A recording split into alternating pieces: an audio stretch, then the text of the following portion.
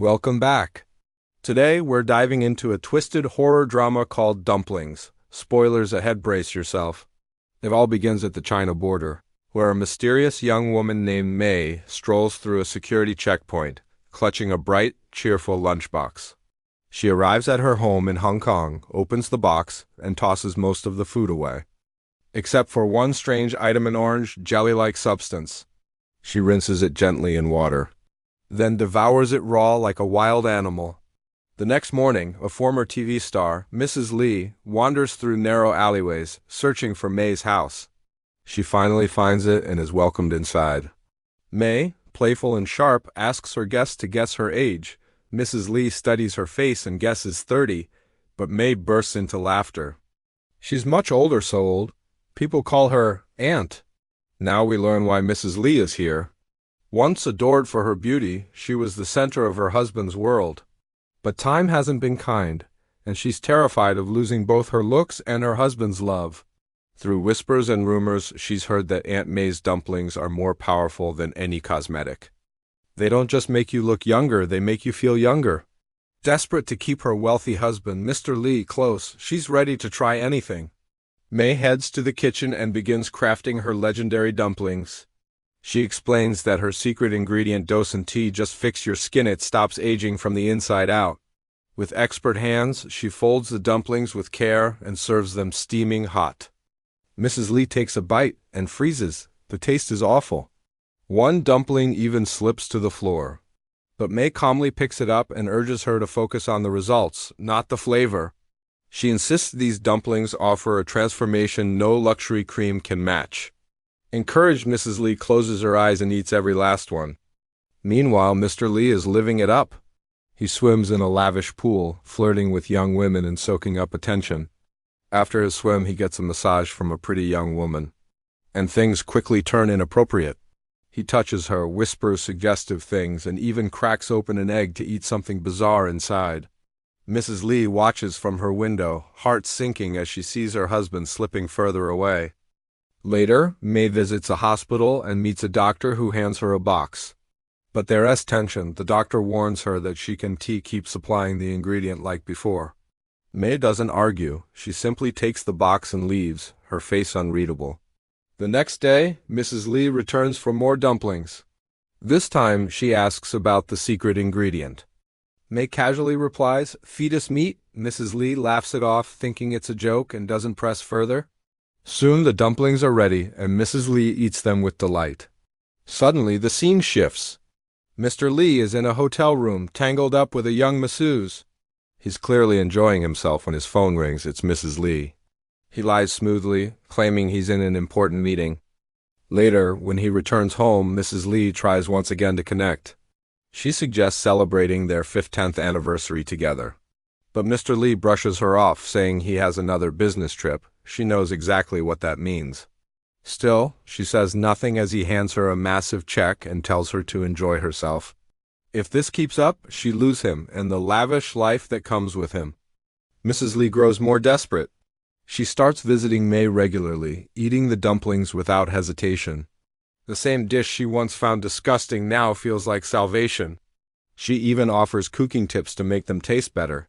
Days pass and May notices changes. Mrs. Lee's skin glows, her wrinkles fade, and she looks years younger. But Mrs. Lee isn't satisfied. She wants faster results now. She begs May for something drastic, something that will transform her overnight. May tells her to keep eating the dumplings and promises to find another way. Soon after Mrs. Lee leaves, a middle-aged woman arrives with her young daughter, Kate. The mother has heard that May was once a top gynecologist in China and begs her to help. Kate is 5 months pregnant, but the family can't afford hospital care. Then comes the horrifying truth. Kate was impregnated by her own father. Her mother is desperate to end the pregnancy, but May refuses. Kate is too young, and the fetus is too far along. Instead, May sends them to an illegal clinic where such procedures are done in secret. But May's connection to the clinic isn't medical, it's monstrous. She collects aborted fetuses from the facility and uses their flesh in her dumplings. That's her secret. That's the magic behind her eternal youth. Meanwhile, Mrs. Lee tracks down the hotel where her husband is staying. She confirms her worst fear: he's having an affair with the masseuse. Every night, the young woman enters his room and hangs the "Do Not Disturb" sign. Devastated, Mrs. Lee invites May to her home. They talk openly about their marriages, their pain, their regrets. Mrs. Lee confesses that she wants a child, but she can't conceive. Her husband is slipping away, drawn to someone younger, prettier, and full of life. She begs May once more, please give her something that will bring back her youth overnight. Meanwhile, Kate's condition is spiraling fast. Her belly is now unmistakably swollen, and her mother shows up at May's door every single day, pleading for help. The desperation is unbearable. Finally, May agrees to perform the risky procedure right there in her apartment. No anesthetics, no hospital tools, just cold hands and sharp instruments. She pulls the fetus out successfully, but the trauma leaves Kate shattered. May doesn't flinch. She now has what she wanted, a 5-month-old fetus untouched by chemicals. All her previous ingredients were barely a month old, but this one? This one could supercharge her dumplings like never before. The next day, Mrs. Lee returns, eager for another dose of youth. May promises her something extraordinary: dumplings that will make her look years younger in just a few hours. She heads to the kitchen and begins grinding the fresh flesh. Curious, Mrs. Lee peeks inside and freezes in horror. May wasn't joking. The truth hits her like a slap: those dumplings really are made from fetus meat. Panicked, Mrs. Lee bolts from the apartment. But once she's out on the street, reality sets in. Her beauty is the only glue holding her marriage together. Without it, she'd lose everything: her husband, her lifestyle, her status. So she turns around, walks back into the apartment, and watches May finish the dumplings.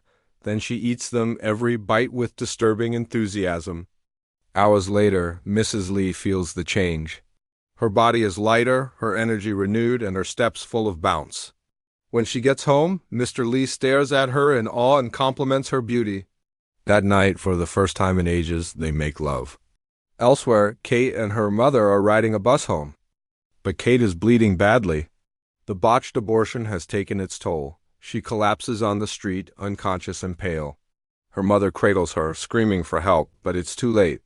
Kate dies in her arms. Back in the city, Mrs. Lee throws a lavish party to flaunt her new look. Her friends gasp at her youthful glow. But then whispers begin. Someone smells something strange, fishy, rotten, foul. Embarrassed, Mrs. Lee rushes to the bathroom and locks the door. She calls May in a fury, demanding to know what kind of fetus was used. She even threatens to call the police if May doesn't fix it fast. What she doesn't know is that Mr. Lee is secretly listening to the entire call. On the phone, May calmly reveals the truth: the fetus came from an incestuous pregnancy. She assures Mrs. Lee that the side effects will fade soon. Mrs. Lee is disgusted, but trapped. She has no choice but to wait. So she distracts herself by watching old episodes of her TV shows. Later that night, Mr. Lee visits May. He wants answers about her shady business. May smiles and tells him it's just a dumpling shop. She invites him in, makes him comfortable, and starts cooking. As she prepares the dumplings, she talks about cannibalism, how it was once celebrated. People survived famines by eating their relatives. Human flesh was used to cure diseases. Soldiers feasted on the bodies of their enemies. When the dumplings are ready, Mr. Lee eats them without hesitation. He's intrigued and clearly attracted to May. She sees it and leans in, seducing him. She reveals her secret: she's 60 years old, and her youth is all thanks to the dumplings. Moments later, they make love.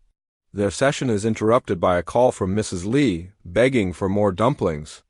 But May ignores her and returns to her new lover.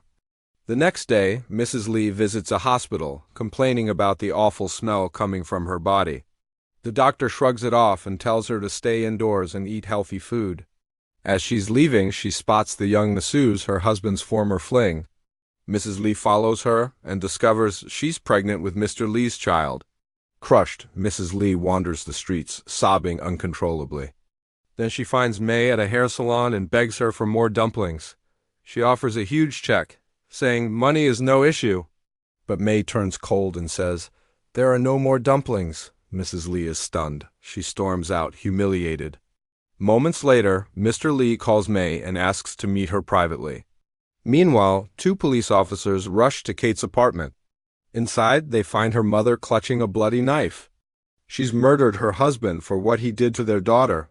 The news spreads fast and May packs up her things and disappears. Mrs. Lee later visits May's apartment only to find it swarming with police. Desperate, Mrs. Lee returns to the hospital and finds the young masseuse. The woman reveals she's 5 months pregnant and Mr. Lee has promised her a fortune if she delivers a healthy baby. Mrs. Lee smiles cold and calculating. She offers double the money, but only if the baby is aborted. The masseuse agrees instantly. Mrs. Lee then tells the doctor not to use any drugs during the procedure. It's clear she wants the fetus fresh. For her own dumplings,